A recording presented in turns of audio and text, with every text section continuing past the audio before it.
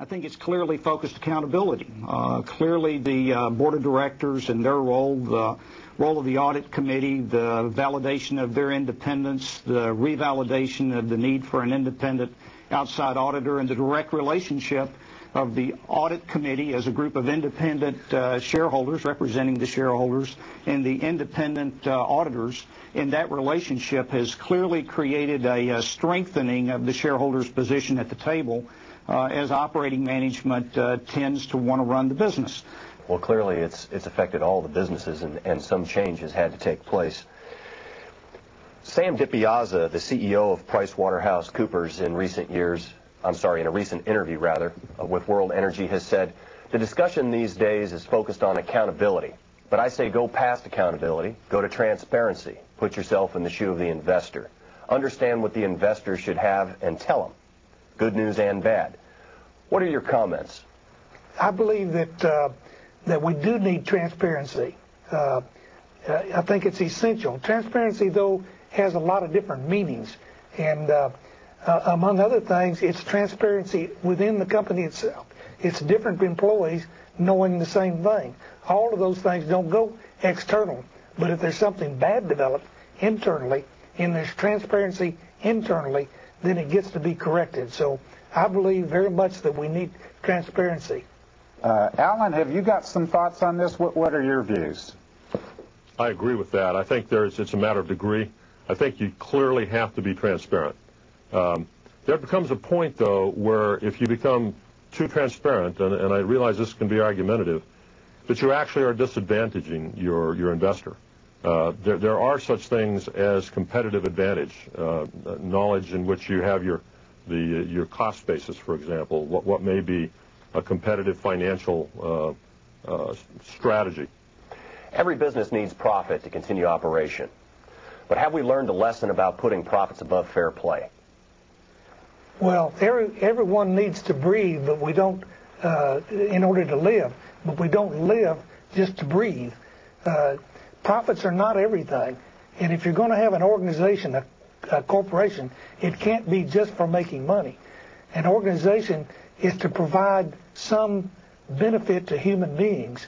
And so I think the purpose has to be a great deal more than just making money. Carlos, what are your thoughts? Well, I agree in general, and maybe I come back to something I said earlier. This is an industry that has to have a long-term view with large capital requirements for most projects, with a lot of risk on finding oil, risk on price of that oil, and so forth. So when we talk about fair play, putting profits ahead of fair play is really not, I think, the case for the general oil industry. There may be cases where that has happened, but I believe in general the behavior of the oil industry is to be quite conservative on how they approach profits and how they tell their investors about profits, because there is a lot of uncertainty in the base case to begin with. Will the changes in corporate accounting and reporting, the makeup of corporate boards, and the practice of securities analysis mandated by Sarbanes-Oxley bring investors back into the market? And what else might be done by the industry leadership?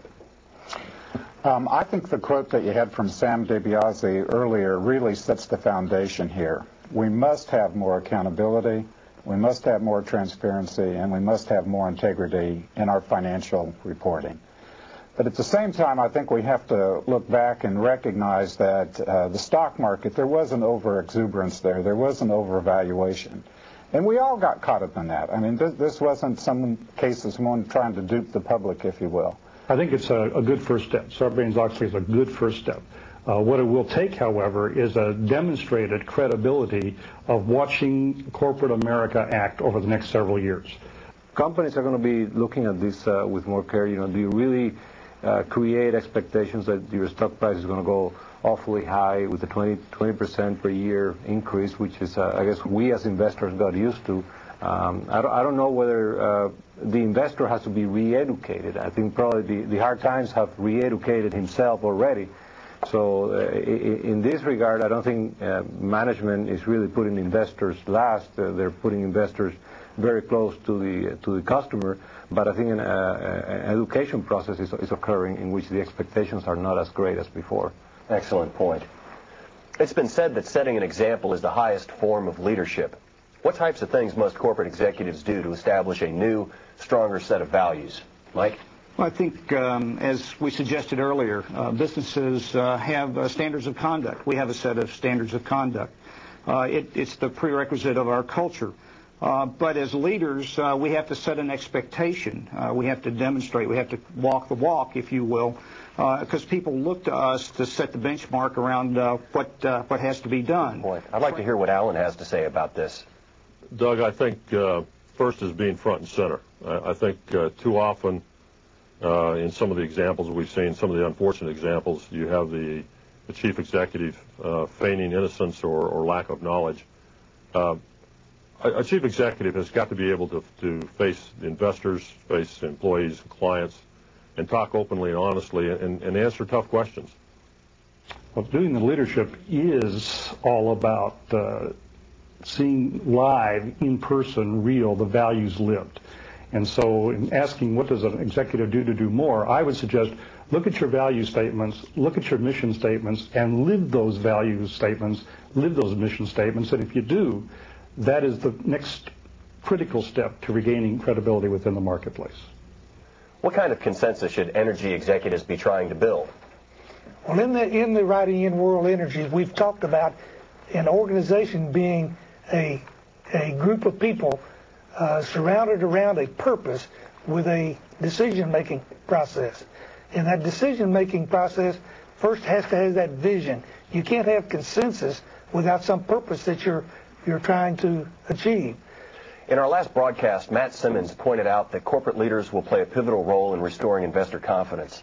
Is it possible for corporations to go beyond Sarbanes-Oxley in demonstrating integrity? Laws are always really just setting, if you will, what's unacceptable.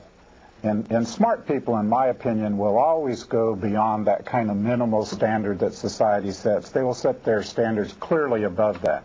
I agree with that. In fact, I think it's absolutely essential that we go beyond the law.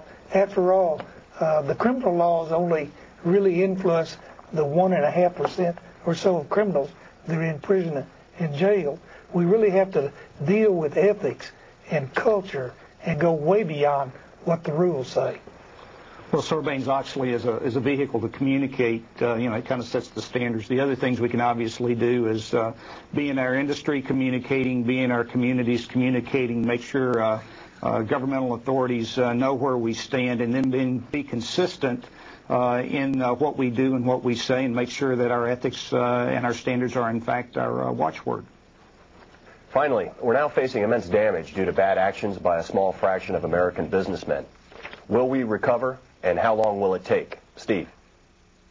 Well, we'll definitely recover. I'm fully confident about that. How long it will take, however, I think is a bit longer. My view is that it may take at least a half a generation to do that. But the other thing is culturally, how long is it going to take us to basically teach the culture so that it doesn't reoccur? And that's perhaps going to take generations. Alan, will we recover, and how long will it take? Oh, I think absolutely we're going to recover. There's no doubt in my mind about that.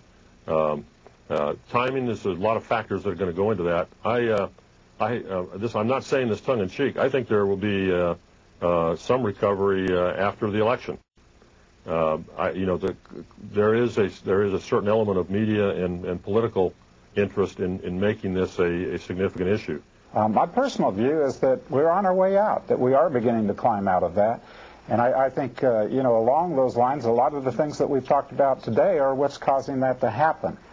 But the barometer for me in terms of behavior and how people are going to feel really is the stock market. And if the stock market starts coming back and continuing the growth that it's got, I think this may be somewhat short-lived.